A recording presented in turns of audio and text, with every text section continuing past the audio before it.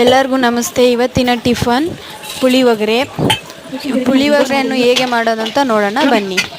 2 ಚಮಚ ಆಯಿಲ್, 2 ಚಮಚ ಉದ್ದಿನಬೇಳೆ ಮತ್ತು 2 ಚಮಚ ಕಡಲೆಬೇಳೆ ಮತ್ತು ಸ್ವಲ್ಪ ಶೇಂಗಾ ಬೀಜ ಫ್ರೈ ಮಾಡ್ತಾ ಇರಿ.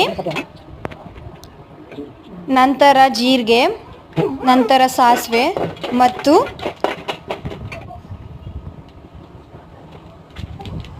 ನಿಮಗೆ ಎಷ್ಟು ಬೇಕಷ್ಟು ಕರಿಬೇವು ಸೊಪ್ಪು.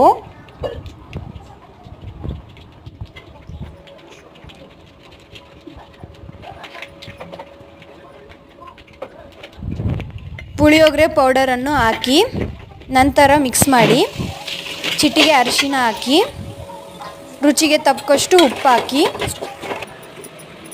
ಅದಾದ ಮೇಲೆ ಫ್ರೈ ಮಾಡ್ತಾಯಿರಿ. ನಂತರ ವೈಟ್ ರೈಸ್ ನಿಮಗೆ ಎಷ್ಟು ಬೇಕು ಅಷ್ಟು ಹಾಕಿಕೊಂಡು ಕಲಿಸಿ. ಇವತ್ತಿನ ಪುಳಿಯೋಗರೆ ರೆಡಿ ಆಯಿತು. ಸ್ವಲ್ಪ ಕೊತ್ತಂಬರಿಯನ್ನು ಹಾಕಿ ಲಾಸ್ಟಲ್ಲಿ